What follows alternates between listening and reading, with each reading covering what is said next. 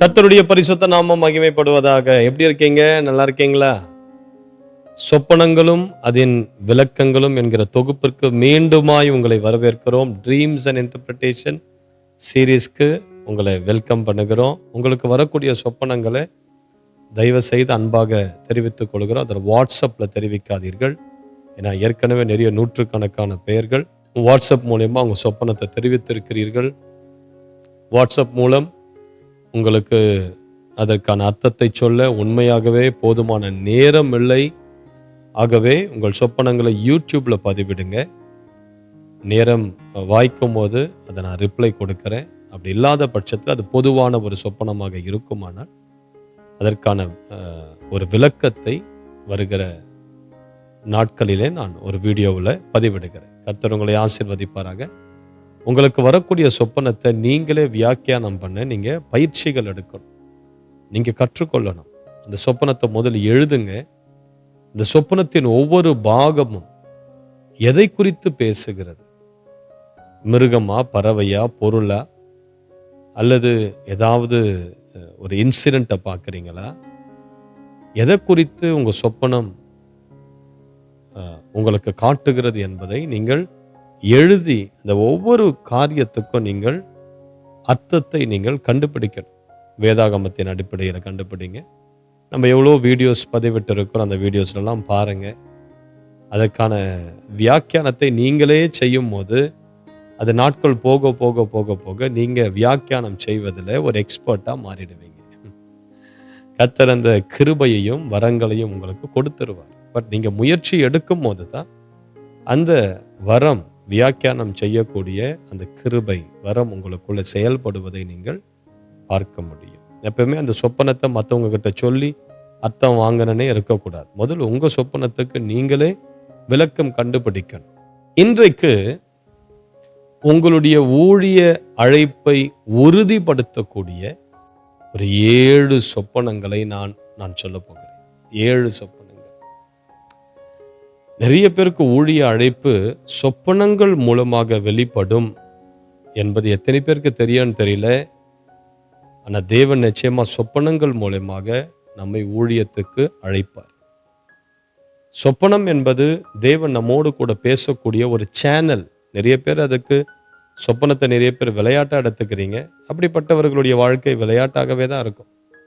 ஆனால் அந்த சொப்பனத்தை சீரியஸாக எடுக்கிறவங்க அதில் கொஞ்சம் நேரம் செலவிட்டு அதை கொஞ்சம் ஆராய்ந்து அதற்கான விளக்கத்தை அறிந்து கொள்ள முயற்சி செய்கிறவர்களுக்கு உண்மையாகவே உங்கள் சொப்பனம் ஒரு பெரிய ஆசீர்வாதமாக இருக்கும்.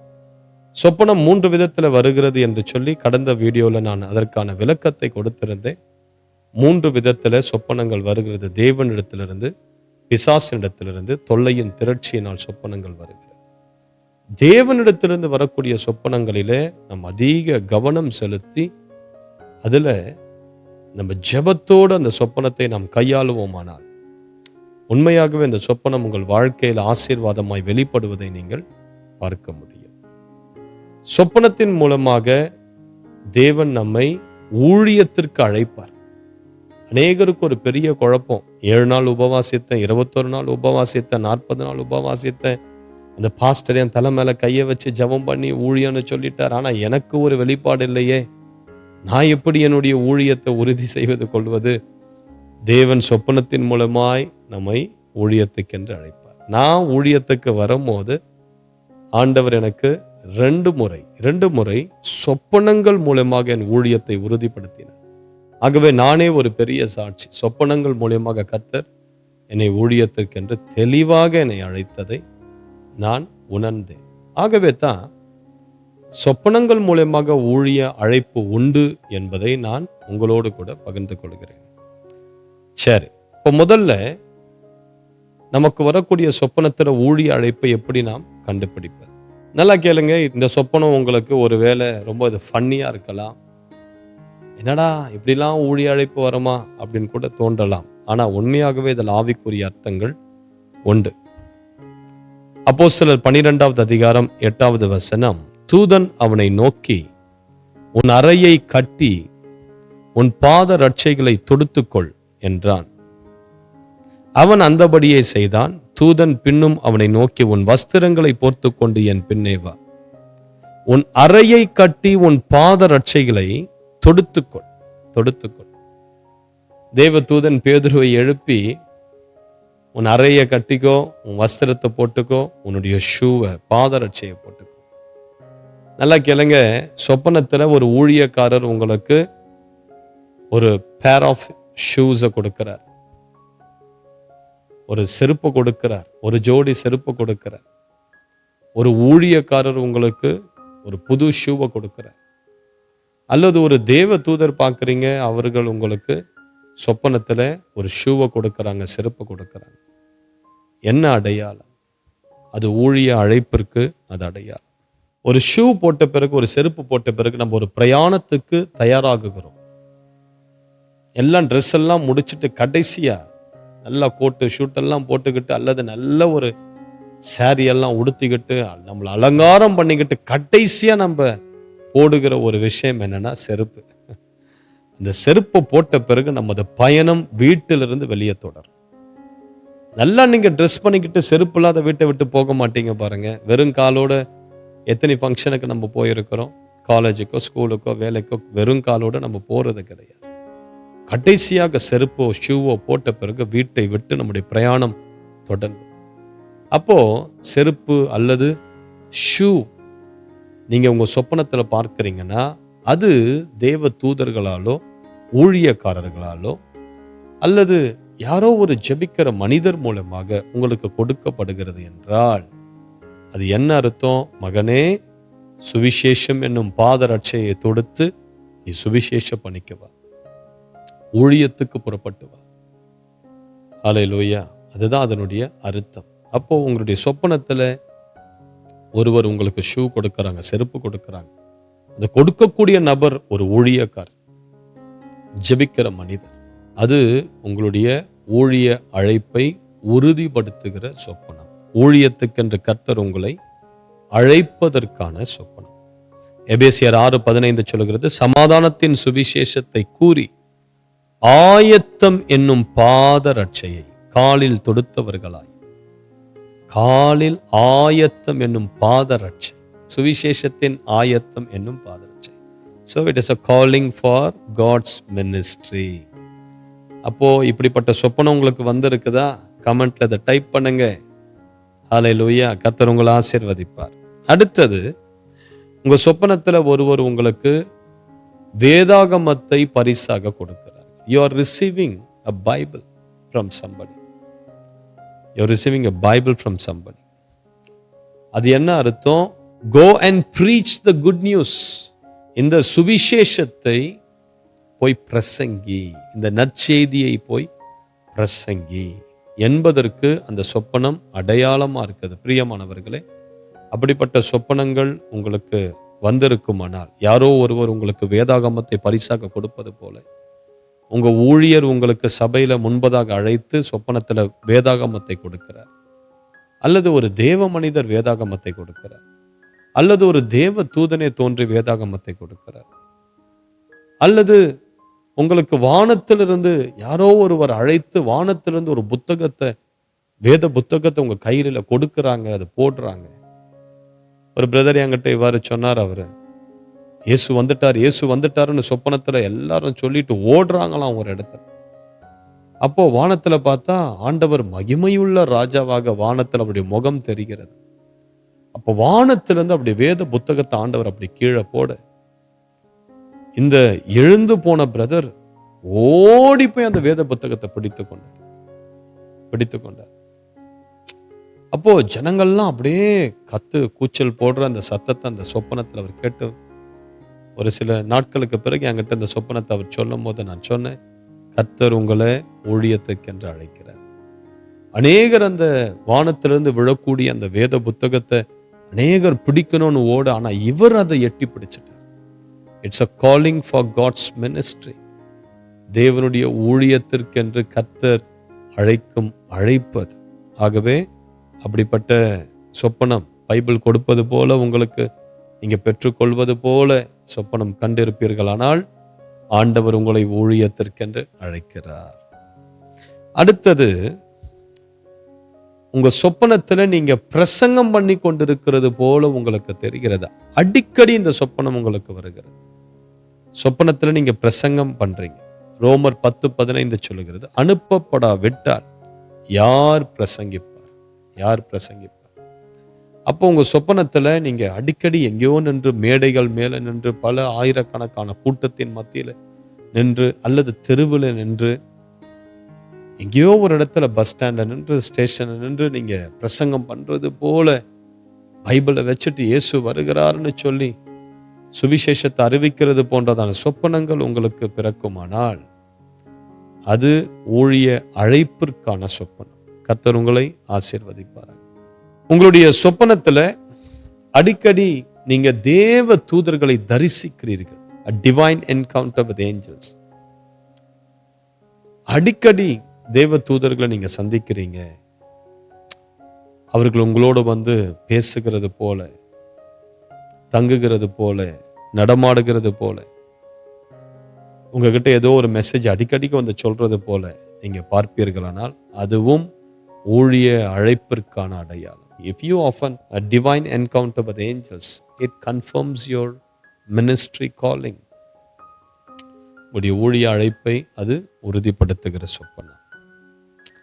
அடுத்து, ஒரு தேவ மனிதர் உங்கள் தலையின் மேல ஒரு எண்ணெயை வார்ப்பிப்பது போன்றதான சொப்பனத்தை காண்பீர்களானால், ஒரு தேவ மனிதன், அபிஷேகம் பெற்ற தேவ மனிதன், ஒரு பெரிய தேவ ஊழியக்காரர், உங்களுக்கு தெரிந்த ஒரு ஊழியக்காரர் கூட்டத்தின் நடுவில் வந்து உங்க தலை மேல எண்ணெயை ஊத்துறது போல, அல்லது உங்களை முன்பதாக அழைத்து உங்க தலையில எண்ணெயை ஊற்றுவது போன்றதான சொப்பனங்கள் உங்களுக்கு வருமானால் அது தேவன் உங்களை ஊழியத்திற்கென்று அபிஷேகிப்பதற்கு, தேவன் உங்களை ஊழியத்திற்கென்று பிரித்தெடுப்பதற்கு இந்த சொப்பனம் அடையாளமாய் காணப்படுகிறது. சங்கீதம் 133:2, அது ஆரோனுடைய சிரசின் மேல் ஊற்றப்பட்டு அவனுடைய தாடியிலே வடிகிறதும் அவனுடைய அங்கிகளின் மேல் இறங்குகிறதுமான நல்ல தைலத்துக்கு அவனுடைய சிரசின் மேல் ஊற்றப்பட்டு. இப்படிப்பட்ட சொப்பனம் உங்களுக்கு வருகிறதா? அடிக்கடிக்கு வருதா? யாரோ உங்களை அனாயிண்ட் பண்றது போல, உங்க தலையில எண்ணெயை ஊற்றுவது போல, God is calling you for his work. ஆண்டவருடைய ராஜ்யத்தின் பணிக்காக கர்த்தர் உங்களை அழைக்கிறார். அடுத்தது, நீங்க அடிக்கடி உங்க சொப்பனத்துல ஒரு ஊழியரையோ ஒரு ஊழியக்காரரையோ அல்லது வசனத்தை உங்களுக்கு எடுத்து கூறக்கூடிய, உங்களை வழிநடத்தக்கூடிய மென்டார்ஸ், நீங்க யாரோ ஒரு ஊழியரையோ அல்லது உங்களை வழிநடத்தக்கூடியவர்களையோ நீங்க அடிக்கடி உங்க சொப்பனத்துல பார்ப்பீர்களானால் இது தேவன் உங்களை ஊழியத்துக்கென்று ப்ரிப்பேர் பண்ணி கொண்டிருப்பதற்கு அது அடையாளம். அடிக்கடி உங்களுடைய சொப்பனத்துல ஒரு ஊழியரை பார்க்குறீங்க, அந்த ஊழியர் வந்து உங்ககிட்ட பேசிக்கிட்டே இருக்கிறாரு, நீங்க அவரு கூடவே சொப்பனத்துல எங்கேயோ டிராவல் பண்ணுவது போல. If you see a preacher or a mentor very often coming in your dreams and they are communicating something with you, talking to you about something, it symbolizes that God is preparing you for his work. It confirms your calling for the ministry. இது உங்களுடைய ஊழிய அழைப்பை உறுதிப்படுத்துகிறது. If you see the same person again and again, it means God wants to use you in the same area where God is already using that man of God. அந்த தேவ மனிதனை தேவன் ஊழியத்தின் எந்த பகுதியில பயன்படுத்தி கொண்டிருக்கிறாரோ, தீர்க்க தரிசன ஊழியமோ அல்லது சுவிசேஷ ஊழியமோ அல்லது திருச்சபை போதகரோ, ஒரு மேய்ப்பராகவோ ஒரு பைபிள் டீச்சராகவோ ஒரு ஊழியரை நீங்க அடிக்கடிக்கு பார்க்கிறீங்கன்னா அந்த ஊழியர் எந்த அழைப்புல இருக்கிறாரோ, மேபி உங்களுடைய வாழ்க்கையிலையும் அதே அழைப்பு இருக்கலாம். கர்த்தர் உங்களை அந்த ஊழியக்காரரை அடிக்கடி உங்க சொப்பனத்துல கொண்டு வந்து உங்களுடைய அழைப்பை அவர் உறுதிப்படுத்துகிறார். அடுத்தது, கடைசியாக, நீங்க உங்க சொப்பனத்துல அநேகர் மேல கைகளை வைத்து அவர்கள் சுகமாக்கப்படுகிறதையும் பிசாசுகள் துரத்தடிக்கப்படுகிறதையும் நீங்கள் அடிக்கடி காண்பீர்களானால் இதுவும் ஊழிய அழைப்பிற்கு அடையாளம். அடிக்கடி சொப்பனத்துல நிறைய பிசாசு பிடிச்சவங்களை ஜெபிக்கிறீங்க, அவங்க விழுந்து அந்த பிசாசுகளெல்லாம் கதறி கொண்டு ஓடுகிறது, வியாதிகள் குணமாகிறது. இது ஊழிய அழைப்பை உறுதிப்படுத்துகிற சொப்பனம். ஆகவே தேவ பிள்ளைகளே, உங்களுக்கு இப்படிப்பட்ட அடையாளங்கள், இப்படிப்பட்ட சொப்பனங்கள் நீங்கள் கண்டிருப்பீர்கள் என்றால் நிச்சயமா உங்களுக்கு ஒரு ஊழிய அழைப்பு உண்டு. 2 பேதுரு 1:10 ஆகையால் சகோதரரே, உங்கள் அழைப்பையும் தெரிந்து கொள்ளுதலையும் உறுதியாகும்படி ஜாக்கிரதையாயிருங்கள். இவைகளை செய்தால் நீங்கள் ஒரு காலம் இடறி விழுவதில்லை. உங்கள் அழைப்பையும் தெரிந்து கொள்ளுதலையும் உறுதிப்படுத்துங்கள். உறுதிப்படுத்துங்கள். உங்கள் அழைப்பை உறுதிப்படுத்த தான் கர்த்தர் இப்படிப்பட்ட சொப்பனங்களை நமக்கு கொடுக்கிறார்.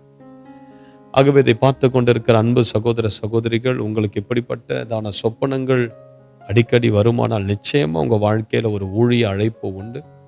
தேவ பிள்ளைகளாகிய நீங்கள் இதற்காக உபவாசித்து ஜெபித்து ஆண்டவருடைய சமூகத்தில் உங்களை தாழ்த்தி அர்ப்பணிக்க வேண்டிய விஷயத்திலெல்லாம் அர்ப்பணித்து ஆண்டவர் உங்களை எடுத்து பயன்படுத்த சொல்லுங்க. வல்லமை வரங்களுக்காக ஜெபிங்க.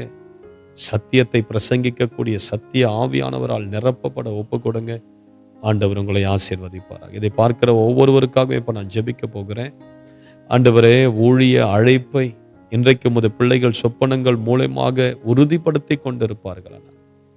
இப்பொழுது இதை பார்க்கிற ஒவ்வொருவரும் மேலும் நான் ஜெபிக்கிறேன். கர்த்தருடைய வல்லமை இறங்குவதாக